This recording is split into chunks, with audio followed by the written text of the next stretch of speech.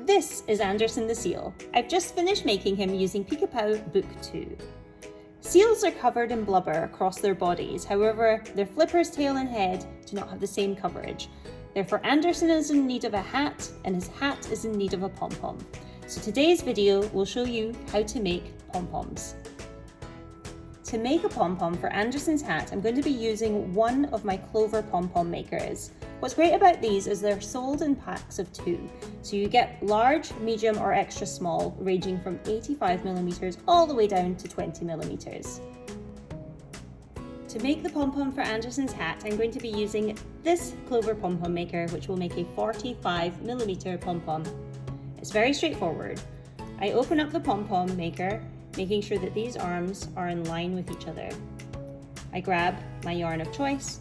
With the thumb of one hand, I hold the yarn in place, and with the other hand, I begin to wrap the yarn around the first arm. Now you are wanting to cover this area here and avoid covering these feet. Just go round and round. I find it very therapeutic to do this. And the more yarn you use, the fluffier your pom-pom will be.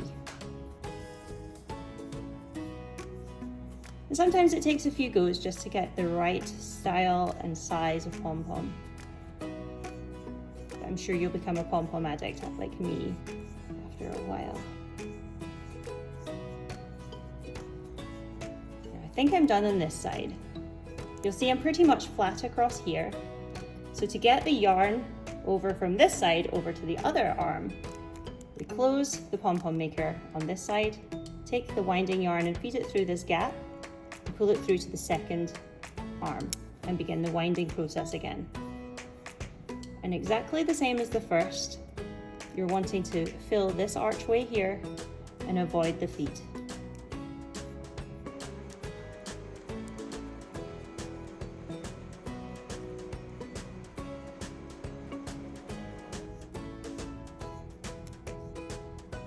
Okay, I think I'm done. I'm pretty much flat across here and I've avoided the feet.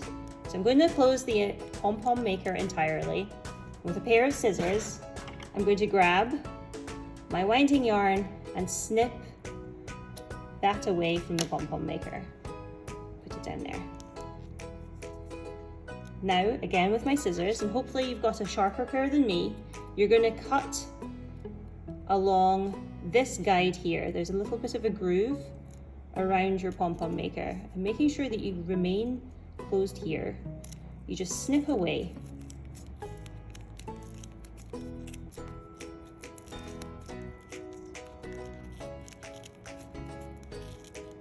And release all the fibers.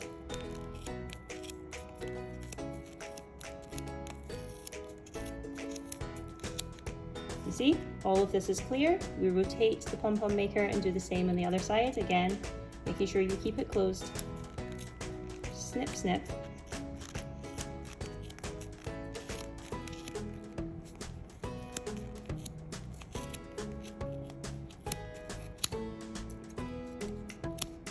And again, free all the way around. Now we don't open the pom-pom maker just yet because everything will unravel. Instead, we pick up our winding yarn again and cut a length of it. We're going to use this to secure the pom-pom itself. We're going to feed this yarn through this gap here. And we're going to pull it really tight, and tie a knot across the top.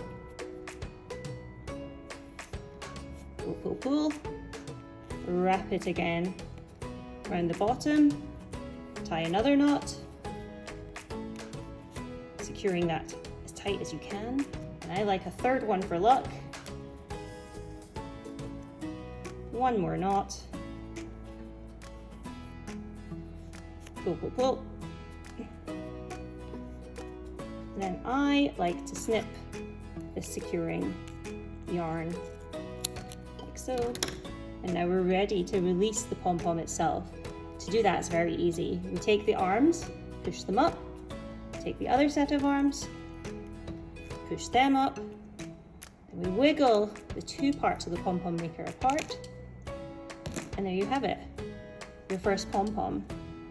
Now sometimes you might find some extra bits sticking out, so I like to just snip them away and make it as round as I can. But now this pom-pom is ready to be sewn onto Anderson's hat. So there you have it, how to make a pom-pom using the Clover Pom Pom makers. Now it's exactly the same process no matter which size of pom-pom maker you use, but I think you'll agree that Anderson looks great with his new hat and his new fluffy pom-pom.